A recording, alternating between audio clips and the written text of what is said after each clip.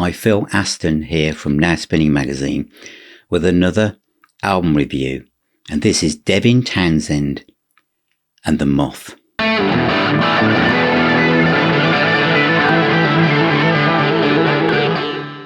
The Moth by Devin Townsend. This is the double vinyl edition. This is also available as a deluxe multi-CD and Blu-ray edition with a Dolby Atmos mix. This is going to be a really difficult review for me to do in some ways, because not because I don't like it, because I won't be able to. I adore this. I reviewed the Neil Morse album earlier and said it was album of the year. This is the difficulty of reviewing things at different stages, because I seriously thought nothing else would come along and even come close to that. This is unlike anything that I've heard in some ways, and it has completely knocked me off my feet, this album. And just so you know, I'll just bring up the artwork, Sammy holding the album all the time. I love symphonic metal. I love music that's so big in its scope and its range. I just love to be overwhelmed by it. I'm married to a professional violinist who's spent a time playing in orchestras. I love orchestral music. I love heavy metal. I love really impassioned male vocals and female vocals. I love the anger and the size of opera, metal, and the fact that you can have bands like Epica and Within Temptation with orchestras, and how fantastic that sounds. And I love Devin Townsend and his impassioned, great vocalist that he is, and this kind of music that he does. This is such a departure. I don't know how you top something like this. I just don't know where you go after this. I don't know where you can possibly go after this. Maybe Devin will sit down with a little acoustic guitar and do a kind of an unplugged album next. I don't know, but I just do not know where you go from this, unless it's to write a script to turn this into a film or a series, or the new Game of Thrones, or the new Lord of the Rings. So what's it like? God, how the hell am I going to describe this? I'm going to have a go. I've made some notes, and in a way, I feel I can't play any music. You'll have to go and stream it. If you want to stream little bits of it and then come back to each segment as I come to it, then try that. I feel that not having the media book with the Blu-ray and listening to the Dolby Atmos, because I love surround sound and Dolby Atmos mixes. I can't review that at this point in time because I haven't got it. But I've got this. So this is the vinyl version, because the other version comes with versions with just the strings and the voice. I bet that sounds absolutely bloody brilliant, to be quite honest. Right. I'm going to have a go. So looking at my reference point, it's on vinyl. It's a cast of million. It's cast of this as well. And I'll mention certain people as I go along. I'll do my best. Semi-prologue, side 1, 2 minutes, 47 seconds. Orchestral, cinematic. It's like the start of a film. It's a gentle but grand entrance. Soft and clear, kind of like movie-based vocal in a way. There's a bit of flute melody in there. And then the choirs. We're talking choirs. This is huge. Then there's a clearer, more passionate vocal comes in. And then on top of a stronger soundtrack, backing comes in as well. Then it drops back to this reverbed violin. All that in 2 minutes, 47 seconds. Next is War Beyond Words, which is 4 minutes long. This is symphonic rock metal. This is progressive rock, heavy metal drums. It's just bloody epic. Great vocal. Then there's death vocals, real growl and snarl, and this is going to move mountains. And then the duet with female vocals. Now I think these female vocals were recorded in China. This is Lin Wu on vocals. I hope I've got this right. She's right near the top. It could be Anek, or it could be Anek van Gleesenbergen on vocals as well. Whoever it is, she's damn good. It's just amazing. Now there's a duet here with the female vocals, guitars, strings, lots of light and shade. Devin does lots of different vocal styles. If you like complex, dramatic, symphonic metal, this has your name on it. Then we have the title song, which is 1 minute 43 seconds long. You'll get used to this because some of these lengths of some of the tracks is like blink and it's gone. It's orchestral, choir voices. It's Game of Thrones. It's Lord of the Rings. It's huge. It's whispered vocal, huge backing. Amazing. Here's an example. Ode to My Eye is about 50 seconds long. Soft dramatic strings and vocals, very moving, and then it's gone. Enter the City, 2 minutes 31. It's back to symphonic metal, choirs, stirring guitars. This is a metal musical. This is where this is going. Covered by Causes, about 7.5 minutes. So, whoa, we're moving to epic track length territory here. It feels at the beginning like the orchestra's tuning up, and I mean that in a nice way. And then there's a huge crash and then a soft vocal. Beautiful song, epic production. The male-female voices are just amazing. So's the orchestral arrangements here. And then it turns into driving rock song. It's amazing, great chorus, and it drops back to a feel like the band Renaissance. Really, Annie Haslam? Yep. There is an Annie Haslam sprinkling going on here, but with menace. Because this is Devin. So we have the sweet kind of English pastoral countryside, and then we have Devin Townsend kind of sprinkling this kind of like more kind of vampire-esque element over the top. And then we move on to a track called Lexin, which is 4 minutes 15 seconds-ish. Distant female vocals over a heavy kind of stop-start rhythm.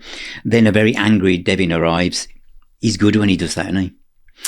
Devin Townsend when he's angry. Well, I don't mean as a person.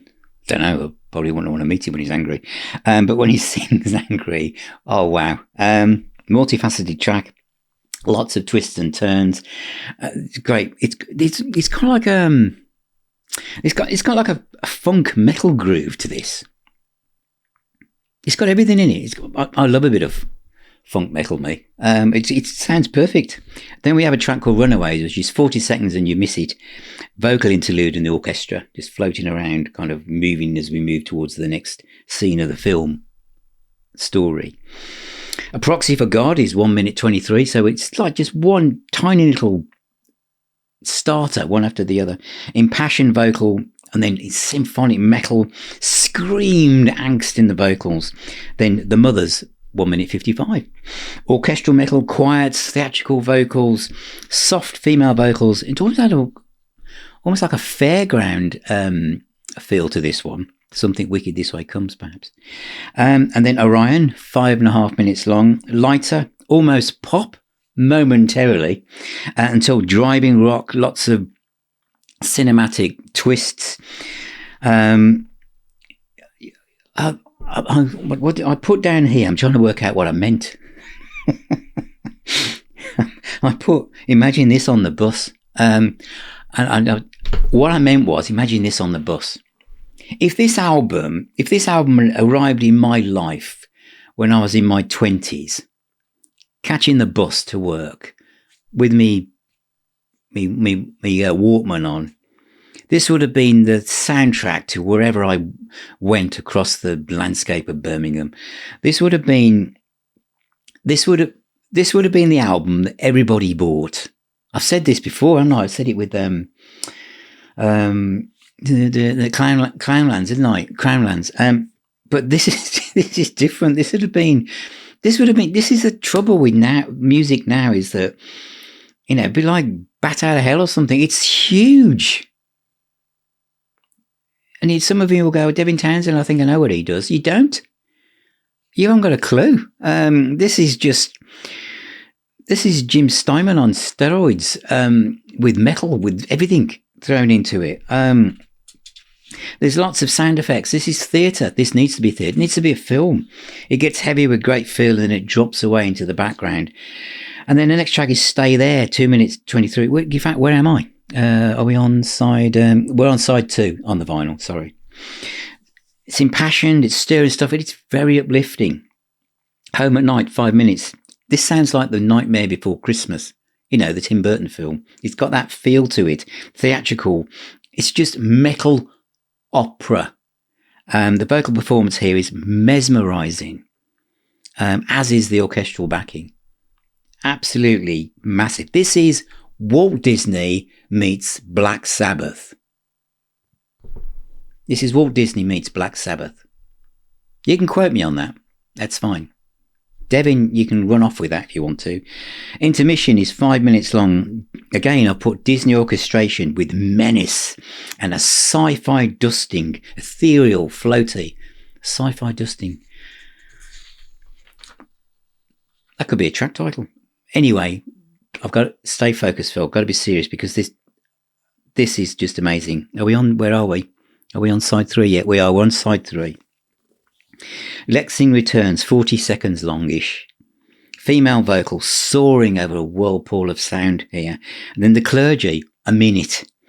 A male choir over strings. Again, it's menacing. It's just dark and mysterious. And then there's a wonderful vocal from Devin Townsend with the female vocal answering him, like conversational piece. It's fantastic. Then Prepare for War is very much Lord of the Rings, about 4.5 minutes long. It's mixed in with rock, metal, symphonic metal, great vocals. What a chorus as well. Absolutely amazing stuff. Then it drops back to almost silence and then starts to build with a stop-start vocal. Then literally all hell breaks loose. Great riffs, great drama. And then we move into the big snit, which is 2 minutes, 40 seconds. Starts with the same vein as the way the other tracks ended. And then it enters a really impassioned male and female vocal. It's heavy, it's dramatic, it's angry, it's impassioned. Then it speeds up with multiple voices, shouted dialogue, amazing choirs. This is intense.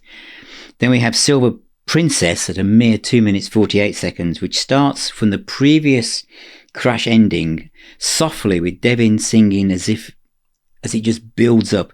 Great drum patterns in this. Gothic, everything's in it.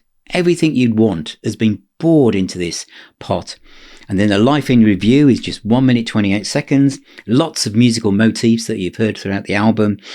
Choirs, it's a heavy sludge growl in the vocals. And then Metamorphosis, orchestral interlude with a very Frank Zappa-esque guitar solo here as well. Build to a crescendo, then drops to a dramatic cinematic end. And Stained Hearts is 4 minutes. It's a rock ballad in a way, this, with female vocal, big chords with Devin Townsend singing, almost a duet, choirs, metal crunchy guitars. The chorus of the female vocal and Devin in the background reminds me of Stephen Wilson. You know, I won't be able to remember it. Is it Hand Cannot Erase? No, there's an album called, is it 4.5? Where there's a track on there, I can't remember what it is, but it's Stephen Wilson, the way he sings with the female vocal. This song kind of drifts in across that territory in a way. Great riffs in the background as well. Amazing. Let Go is 1 minute 50 seconds. It continues from the previous track. Voices sound like a continuation here. And then it ends with We Don't Deserve Dogs. It ends as it starts. Strings, choirs, and then a crash climax. It's like a semi-prologue to Afterlife, which is how it started.